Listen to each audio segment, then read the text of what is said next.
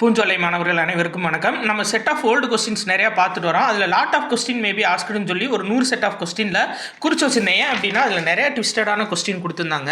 So first பாருங்கள், எப்பயுமே ஒரு விடை கொடுத்து அது என்ன விடைன்னு கேட்பாங்க. இதில் அதோட செயல்பாட்டை கொடுத்துட்டு அது என்னதுன்னு கேட்டிருக்காங்க. ஃபஸ்ட்டு பாருங்கள், எதிர்மறுத்து கூறுதல் அப்படின்னா மறைவிடை. கடைக்கு போவாயா அப்படின்னா போக மாட்டேன் அப்படின்னு எதிர்மறுத்து கூறுறது மறைவிடை. அடுத்து உடன்பட்டு கூறல் அப்படின்னா அது நேர்விடை. சரியா? இப்போ கடைக்கு போவாயா அப்படின்னு கேட்டால் போவேன் அப்படின்னு சொல்லி உடன்பட்டு கூறுறது நேர்விடை. அடுத்து நேர்ந்ததை கூறல் அப்படின்னா உற்றது உரைத்தல். இப்போது கடைக்கு போகிறாயா அப்படின்னா கால் வலிக்கிறது, அப்போ இப்போ நேர்ந்திருக்கு, கால் வலிச்சிட்ருக்கு அவருக்கு, அப்போ அது உற்றது உரைத்தல். இதே நேரப்போவதை கூறுவது அப்படின்னா கால் வலிக்கும் அப்படின்னா அது உருவது கூறல். சரியா? நேர்ந்ததை கூறல் அப்படின்னா உற்றது உரைத்தல், நேரப்போவதை கூறுறது அப்படின்னா உருவது கூறல். அடுத்து இனமானதை கூறல் அப்படின்னா என்னன்னா இனமொழி விடை.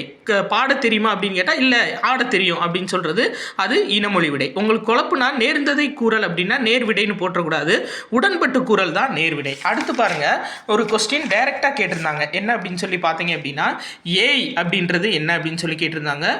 பொருந்து சேர்க்கூடு. இது வந்து நம்ம 8th புக்கில் வந்து சொற்பூங்கா அப்படின்னு ஒரு லெசன் இருக்குது. அதில் டைரெக்டாக இருக்கக்கூடிய கொஸ்டின். ஏ அப்படின்னா கூடு பொருந்து சேர், இதுதான். அடுத்து பாருங்க, இது வித்தியாசமான கொஸ்டின்ங்க.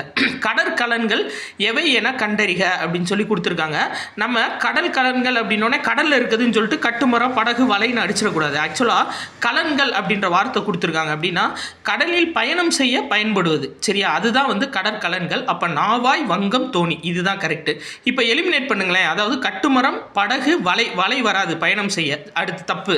அடுத்து கடல் உணவு கடற்பாசி, ஆட்டோமேட்டிக்காக தப்பு. அடுத்து பாருங்க, களித்தோணி காண பாய்மரம் அஞ்சாங்கயிறு தேவையில்ல, அப்போ இதை கட் பண்ணிடலாம். இதுக்கு இதான் ஆன்சர். அடுத்து பாருங்கள், மலையே பயிர்க்கூட்டமும் உயிர்கூட்டமும் வாழ பெருந்துணை புரிகின்றன அப்படின்னு சொல்லி கொடுத்துருக்காங்க. இதில் ஒருமை பன்மை பிழை நீக்கு அப்படின்னா புரிகின்றது தான் கரெக்டு. ஏன்னா அவங்க மலையை தான் கொடுத்துருக்காங்க. சரிங்களா?